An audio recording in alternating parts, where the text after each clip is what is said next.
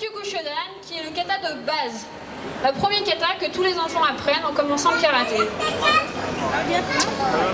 Donc c'est un ensemble de mouvements. Ils vont commencer avec un blocage. Donc là, ils bloquent un coup de pied. C'est comme s'ils faisaient un combat contre un adversaire imaginaire. Et ensuite, ils font une attaque. Et l'ensemble du kata va être un ensemble de blocage et d'attaque. Donc c'est les premières choses qu'on apprend pour maîtriser la technique, car avant de pouvoir faire des combats, il faut maîtriser toutes les techniques de base. Le karaté, ça permet d'allier à la fois les aspects cardio, car le cœur monte en combat par exemple, les aspects tactiques, savoir si on veut d'abord attaquer, d'abord esquiver, la coordination, souvent parce qu'il faut associer un mouvement de poing ou de pied avec un déplacement.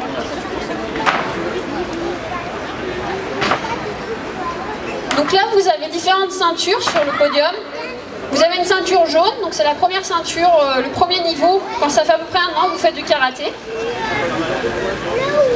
Et vous avez les Amateo qui sont plus gradés, ceinture verte, bleue et bleue. C'est parce qu'ils font du karaté depuis un peu plus longtemps, 4 ou 5 ans. Devant, Sindou et Félicien sont ceinture noire. Vous pouvez les applaudir. Merci à vous. Mathéo va vous faire un kata un peu plus avancé. Mathéo pratique le karaté depuis un peu plus longtemps. Donc vous allez voir l'énergie qu'il y met.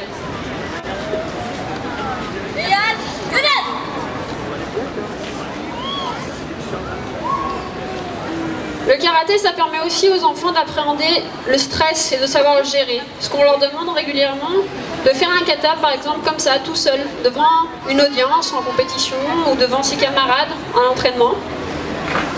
C'est pas toujours évident au début, mais Mathéo s'en sort très bien, comme vous pouvez le voir. Il va faire attention à ne pas tomber de l'estrade.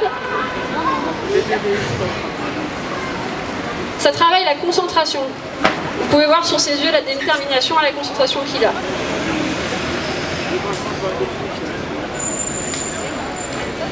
Vous le verrez pas ici, mais le karaté, ça permet aussi d'apprendre la souplesse. À la fin de chaque entraînement, les enfants et les adultes vont faire quelques étirements. Vous pouvez l'applaudir, c'est très bien.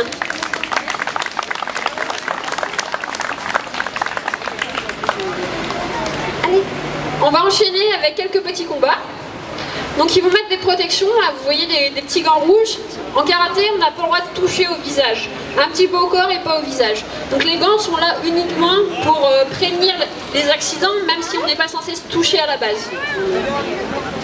Contrairement à ce qu'on pourrait imaginer, le karaté n'est pas un sport violent au sens où les contacts ne sont pas permis chez les enfants.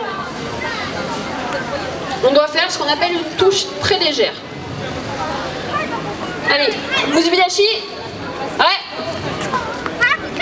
Yoi. Tagani. Ouais. Donc là, les combats, c'est des enchaînements libres. Ils choisissent les coups de pied, les coups de poing qu'ils veulent faire par rapport à ce qu'ils ont appris à l'entraînement.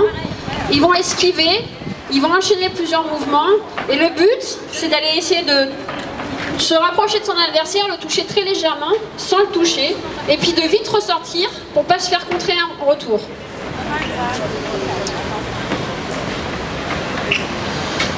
Ça peut être stressant au début quand on n'a pas l'habitude, c'est pour ça que pour les plus petits enfants, ça commence par des petits jeux, ça veut dire aller chercher un bandeau sans se faire toucher, pour permettre d'appréhender les distances. Yame! On se met en yoi. Tagani. Ouais.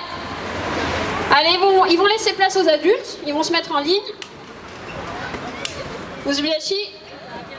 Ouais. Vous pouvez les applaudir bien fort.